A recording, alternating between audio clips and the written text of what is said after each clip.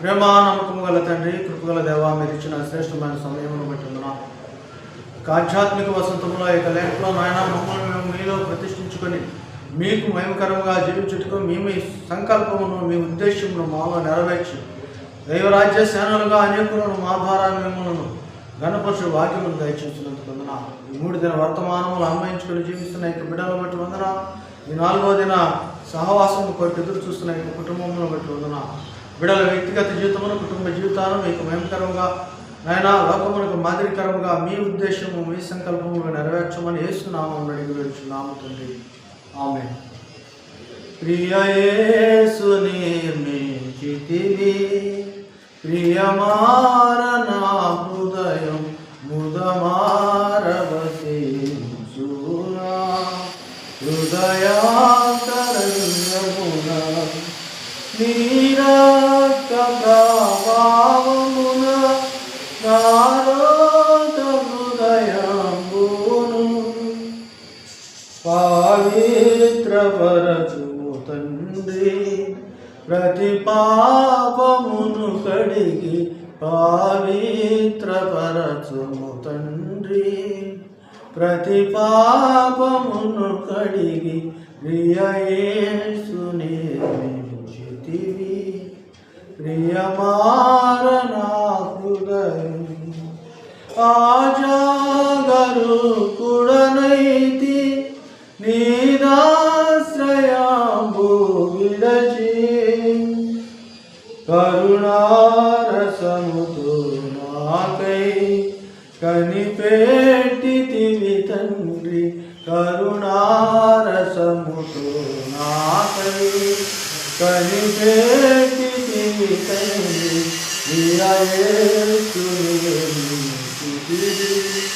ప్రియమార నా హృదయం.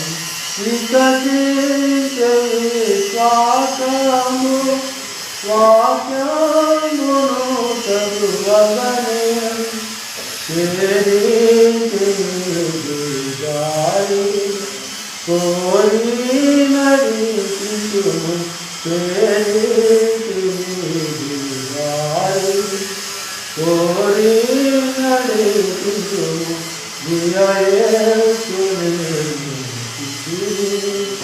ప్రియమార నా హృదయం. ప్రతి చోటని సాక్షిగా ప్రభువాను నాకు ఆత్మాభిషేకము,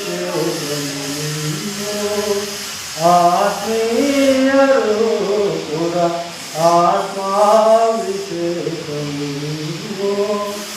ఆత్మీయరు కూడా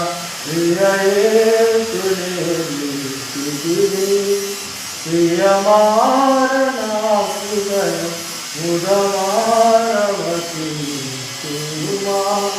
హృదయాంతరంగమున.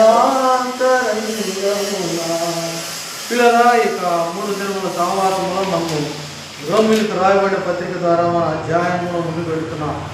ముఖ్యాంశము దేవుని రాజ్యం.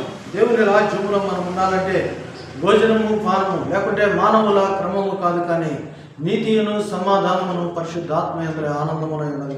నీతి అనగా తండ్రి ఉద్దేశము, తండ్రి చిత్తము. సమాధానం అనగా యేసుక్రీస్తు వారే సమాధానకర్త, సమాధానం ఆయనే. 3వది పరిశుద్ధాత్మ నడుపు. తండ్రి యొక్క కుమారుని యొక్క పరిశుద్ధాత్మత యొక్క దేవుని నామములో నువ్వు ఆనందించాలని, దైవ దీవెనలను పొందుకోవాలని యొక్క దీక్షాకాలముగా ఉపవాసములతోనూ ప్రభు దగ్గర నివసించుటకు కావలసిన యోగ్యమైన శరీరములతోనూ ఆత్మతోనూ ప్రభుకు సజీవముగా మనం సమర్పించుకొని నడుస్తున్నాం. మొదటి దినమున మనం చూసాం, పిలుపుకు తగిన జీవితంలో మనం సాక్షులుగా ఉండాలి. పిలుపును జ్ఞాపకం చేసుకోవాలి. దాని ద్వారా వచ్చే దేవదూతల పరిచర్యను మనం ఆహ్వానించాలి. రెండవ దినమున విశ్వాస సంబంధమైన జీవితం ద్వారా మన పక్షమున యాజకుడు, ప్రధాన యాజకుడు యేసుక్రీస్తు వారు తెలియజేసిన కృతజ్ఞతాస్తుతిని మనం అన్వయించుకోవాలి. దీని కొరకైన ప్రార్థనలో బతిమాలుకునే విధానమును, ప్రభు ముందు షరతులు కాదు కానీ బతిమాలుకునే విధానాన్ని మనం నేర్చుకున్నాం. సాక్షులుగా ఉండి స్థిరపడి ఆత్మ సంబంధమైన వరములు ఇతరులకు అందించుటకు మాత్రమే ఇది. ఆత్మ సంబంధమైన వరములు ఇతరులకు నువ్వు అందించే విధముగా నీ యొక్క జీవితాన్ని మార్చుకున్నట్టుకు 2వ దినమున మనము సిద్ధపడుట నేర్చుకున్నాం. మూడవ దినమున మన సామర్థ్యము కొద్ది అలాగనగా మనకు సామర్థ్యం అనుగ్రహించిన వాడు ఆయన కనుక ఆయన మనకి సామర్థ్యం ఇచ్చిన విధానమును స్థితిని బట్టి సిగ్గుపడక ఇతరులకు సువార్త ప్రకటించటో దేవుడు మనల్ని ఆశీర్వదించి ఉన్నతమైన ఎత్తైన స్థలమునకు ఆయన నడిపించి మన పాదములు మొదలుకొని నడివేంత వరకు మనము దీవించబడే విధానాన్ని మనము నేర్చుకున్నాం. 4వ దినాన మనము రోమీయులకు రాయబడిన పత్రిక 1వ అధ్యాయము 17వ వచనాన్ని మూలాంశముగా తీసుకుని ముందుకు సాగుతున్నాం. రోమీయులకు రాయబడిన పత్రిక 1వ అధ్యాయము 17వ వచనము, నీతిమంతుడు విశ్వాస మూలముగా జీవించుటకు రాయబడి ఉన్న ప్రకారము విశ్వాస మూలముగా అంతకంతకు విశ్వాసము కలుగునట్లు దేవుని నీతి దాని యందు బయలుపరచబడుతున్నది. దేని యందు అనగా దేవుని నీతి యందు నీకున్న విశ్వాసమును బట్టి ఈ యొక్క మాటలు చదివిస్తున్నారు. కనుక అబ్రహాము విశ్వాసమును బట్టి నీతిమంతుడుగా తీర్చబడ్డాడు. అబ్రహాము మొదలుకొని ఈ రోజు వరకు ఎవరైతే తండ్రి ఉద్దేశ ప్రకారం జీవిస్తున్నారో కుమారుని యందు విశ్వాసం నుంచి విశ్వాసమైన జీవితాన్ని నడిపించుకుంటున్నారో వారికి మాత్రమే నీతిమంతులుగా తీర్చబడుతున్నారని వాక్యం చదివిస్తుంది. కనుక ఈ 4వ దిన వాక్యాన్ని మనం గమనించినట్లయితే నీతిమంతుని జీవితం ఏ విధంగా ఉంటుందంటే హబక్కూకు అంటాడు, హబక్కూకు గ్రంథం 2వ అధ్యాయం 4వ వచనంలో, వారు యథార్థ పరులు కాక తమలో తాము అతిశయపడుచున్నారు. సత్యము అనగా యేసుక్రీస్తునందు లేక అనేకులు అతిశయం గర్వము దేనిని బట్టి అంటే శరీరమును లోకమును కల్పించటం బట్టి లోకరీత్యా జీవించటం బట్టి వారికి వారు అతిశయపడుతున్నారంట. కానీ విశ్వాసికి దేవుని యేసుక్రీస్తులో నడిచే వారికి అతిశయము లేదు. కానీ ఇక్కడ అంటున్నారు, వారు యథార్థ పరులు కాక తమలో తాము అతిశయపడుతున్నారు. అయితే నీతిమంతుడు విశ్వాస మూలముగా బ్రతుకుని ఈ లైవ్ ఇన్ ఫెయిత్. నీతిమంతుడు విశ్వాసం మూలముగా బ్రతుకును. అవునండి, బ్రతకడం అంటే తనకై తాను జీవిస్తున్నావాడు బ్రతుకంటున్న. పాత నిబంధనలో విశ్వాసం మూలంగా బ్రతుకును అన్న మాటని కొత్త నిబంధనలో పౌరులు ప్రభు యొక్క కృపను ఎలా రాస్తున్నాడంటే, God revived from faith to faith. విశ్వాసము నుంచి అధిక విశ్వాసమునకు నీతిమంతుని జీవితాన్ని నడిపించాలని ప్రభు అంటున్నాడు. ఇదిగో అయితే విశ్వాసం మూలముగా అంతకంతకు విశ్వాసము కలుగునట్లు దేవుని నీతి దాని ఎందుకు బయలుపరచబడుతుంది. నీతిమంతుడు విశ్వాస మూలముగా బ్రతుకుతుంటే ఆ బ్రతుకు విశ్వాసములో జీవితం నడుస్తుంటే ఈ నడక మనిషిని అంతకంతకు హెచ్చిస్తుంది కానీ తగ్గించదు. కనుకనే గలతీ పత్రిక 3వ అధ్యాయం 11వ వచనం అంటాడు, నీతిమంతుడు విశ్వాసం మూలముగా జీవించుచున్నాడు. నీతిమంతుని విశ్వాసం కొత్త నిబంధన ప్రకారము నీతిమంతుని విశ్వాసంలో జీవిస్తున్నాడు. అనగా అనేకులను దేవుని రాజ్యాన్ని నడిపిస్తున్నాడు. పాత నిబంధనలో అయితే తన వరకు తాను జీవిస్తున్నాడు. పాత నిబంధనకు కొత్త నిబంధనకు మధ్య శిలువలో వేలాడుతున్న యేసు ప్రభువారు ఉన్నారు. మరణ పునరుద్ధానాలు ఆయన వశం చేసుకునే యేసు ప్రభువారి యొక్క శ్రమానుభవం ఉంది.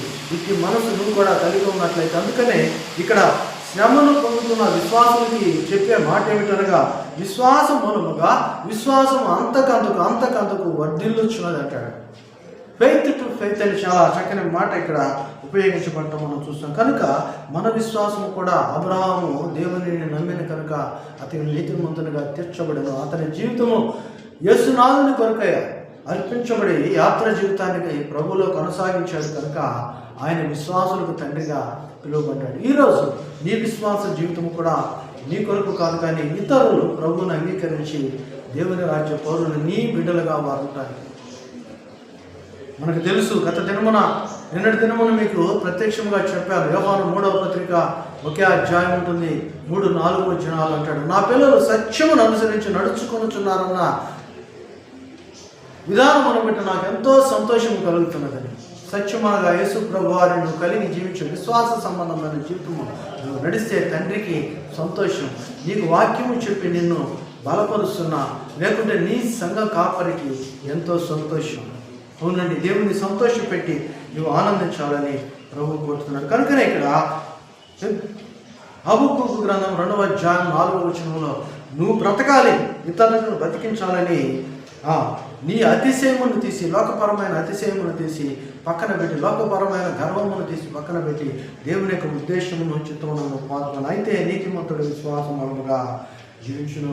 యోహాను సువార్త 3వ అధ్యాయం 36 నుంచి 38 కూడా అంటారు, ఇదిగో యేసు ప్రభు వారి యొక్క సాక్ష్యము ఎవరు అంగీకరించడం లేదు, కానీ ఎవరికి వారి సొంత మార్గమును బట్టి, సొంత ఉద్దేశమును బట్టి సాక్ష్యమును లెక్క చేయకుండా చేస్తున్నాడంట. సాక్ష్యం ఇచ్చేది స్వయాన శిలువను అనుభవించిన శ్రమానుభవం నుంచి మనల్ని పునరుద్ధానములకు నడిపిస్తున్న యేసు ప్రభు వారు అయితే ఆయన మాటను త్రోసివేసే దినాల్లో ఈరోజు మనం ఉన్నాం. ప్రతి వారు ఒకరిని ఒకరు విమర్శించుకున్నట్టే, కానీ కొత్త విషయాలు, గూఢమైనవి, ఆంతర్యము కలిగినవి ఏవి బయలుపరచలేకపోతున్నారు. సరుకు లేకపోతే ఏం చేస్తారండి? తగాదు వేసుకుంటారు. ధనం లేనప్పుడు ఏం చేస్తారండి? విలువ లేనప్పుడు ఏం చేస్తారు? పాడు చేసే పనులు చేస్తారు. నీకై నువ్వు ప్రయాసపడు. ప్రజలకు చేతనైతే ప్రభు ముందు సాక్షులుగా అనేకులు నడుచుటకు మంచి మార్గమును చూపించు. ప్రభు అంటున్నాడు, నీవు దేవుని రాజ్య పౌరునిగా ఉండాలి, అనేకులను ఆ మార్గంలో నడిపించాలి. ఇదే ఆత్మీయమైన వసంతం. ఈ ఆత్మీయ వసంత యాత్రలో, ఈ యొక్క 4వ దినములో నీ జీవిత యాత్రలో కూడా నీవు యేసునందు గమ్యము కలిగి జీవించాలని, ప్రభువులో నువ్వు వర్ధిల్లాలని ప్రభు ఈ మాట చెప్తున్నాడు. చూడండి, గలతీయులకు రాయబడిన పత్రిక 3వ అధ్యాయము మనం స్పష్టంగా చూడగలం. గలతీయులకు రాయబడిన పత్రిక 3వ అధ్యాయము 17వ వచనాన్ని మనం గమనించినట్లయితే అక్కడ స్పష్టం ఉంటుంది. ధర్మశాస్త్రం గురించి ఆయన మాట్లాడుతూ, ధర్మశాస్త్రము చేత ఎవడను దేవుని ఎదుట నీతిమంతుడని తీర్చబడను సంగతి స్పష్టమే. మనం పెట్టుకున్న కాలానుగుణమైన ధర్మశాస్త్రం వల్ల ఎవరు దేవుని ఎదుట నీతిమంతులని తీర్చబడవు. అదేవిధంగా మనము పెట్టుకున్న ధర్మశాస్త్రమే కాదు, కానీ మోషే ద్వారా ప్రభు నియమించిన ధర్మశాస్త్రం వల్ల కూడా ఎవరు నీతిమంతులుగా తీర్చబడదు. ఏలైనగా శిక్ష అన్నది అక్కడ ఉంది, కానీ ఆ శిక్షను అనుభవించి కొట్టివేసిన యేసు ప్రభు వారు, ధర్మశాస్త్రాన్ని నెరవేర్చి ముగించిన యేసు ప్రభు వారు అంటున్నారు. ఆయన అంటున్నాడు, నీతిమంతులు విశ్వాస మూలముగా జీవించు. ఎవరైతే నా యందు విశ్వాసం ఇస్తున్నారో వారు మాత్రమే నీతిమంతులని సమాధానకర్తలు చెప్తున్నారు. నీతిమంతుడు విశ్వాసమూలముగా జీవించడు, నీతిమంతుడు విశ్వాసమూలముగా జీవించడు.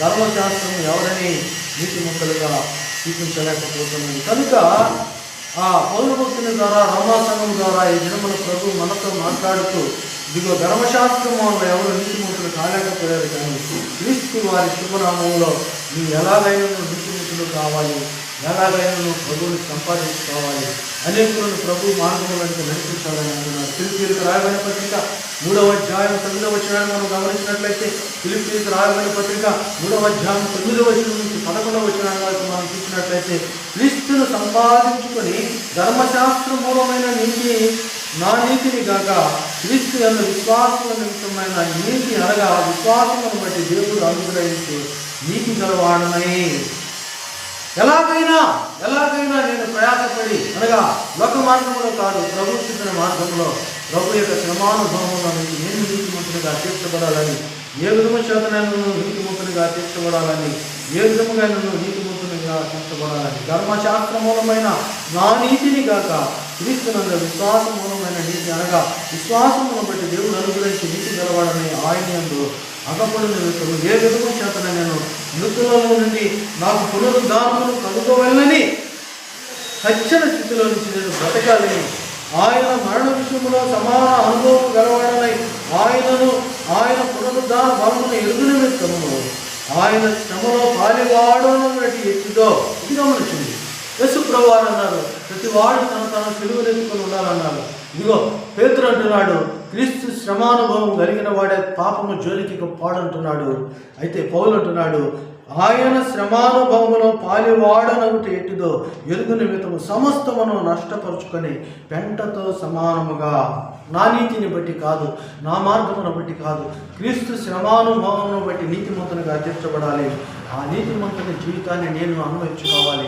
ఈ పునరుద్ధాన జీవితము కావాలని ఈ యొక్క మాడలి కాలంలో, ఈ యొక్క ప్రత్యేకపరచబడిన కాలంలో ఏదైనా ఒక నమ్మకార్థ జీవితము కాక, మనుషుల యొక్క నీతి చొప్పున కాక, నీతి చొప్పున కాక, వీటన్నిటికి మించి నీ ద్వారా వచ్చిన ధర్మశాస్త్ర నీతి, నీ ఆలోచన చొప్పున కాక, ప్రభు నీతిలోనూ ఉండాలని, ప్రభువులోని విశ్వసించాలని, ప్రభువులోనూ బలపరచబడాలని, నీ ఆత్మ ఫలము ఇతరులను రక్షించుటి అని ఈ భారము కలిగి నీ ద్వారా స్వార్థపరమైన మహోన్నతుడైన దేవునికి మహిమ కలగాలని ఈ యొక్క ఆధ్యాత్మిక వస్తువులు ఏర్పరచబడ్డాయి. కనుక ఈ 4వ దిన ధ్యానంలో నీ నీతిని తీసి పక్కన పెట్టు. విశ్వాసము వలన అంతకంతకు ఎదిగే ఆ కృపను నువ్వు పొందుకో. ప్రభు దయలో హెచ్చించబడు. ప్రభు కృప నీకు తోడై నడిపించుండగా ప్రభులో దైవ దీవెనలు నీకు తోడు నడిపించునుగా. నీ కొరకు ప్రార్థన. ప్రేమగల తండ్రి, కృపగల దేవా, విడిచిన శ్రేష్టమైన సమయంలో పెట్టిందనా 4వ దిన ధ్యానంలో ఉన్న యొక్క బిడ్డలను మీరు ఆశీర్వదించి ఆయన అనుభవించుకుంటున్న బిడ్డలను మీరు వీక్షించి ధర్మశాస్త్రపరమైన నీతి కాక నీ నిమిత్తమైన నీతిలో విశ్వాసం అంతకంతకు ఎదుగులాగా ఆయన కలిగిన వానికే మీరు ఇస్తానన్నారు తండ్రి. ఏమి కలిగి ఉన్నారంటే విశ్వాసము కలిగి ఉండాలి, ఆత్మీయత కలిగి ఉండాలి, ఆయన మీ రాజ్య పౌరులుగా మీ భారము కలిగి ఉండాలన్నది. ఎలాగైనా మిమ్మల్ని సంపాదించుకున్నది మేము ఇచ్చిన అవకాశం అనుకుంటున్నా, మీరు మాకు ఇచ్చిన అవకాశం అనుకుంటున్నా. ఈ యొక్క జన జీవితంలో నాయన మీ కొరకు రాజ్యముగా మిమ్మల్ని మయంపరచు బిడ్డలుగా ఈ బిడ్డలను ఆయత్తపరచమని, వారి యొక్క శారీరక కుటుంబ అవసరాలను తెచ్చమని, ఆత్మీయమైన శరీరములుగా శారీరకంలో నాయన సజీవుల యాగముగా మీ యొక్క ఆత్మతో ఏకీభవించి బాధ్యతను ప్రతి బిడ్డగా దయచేయమని యేసు క్రీస్తు వారి నామమున అడిగి వేడుచున్నాము తండ్రి. ఆమేన్.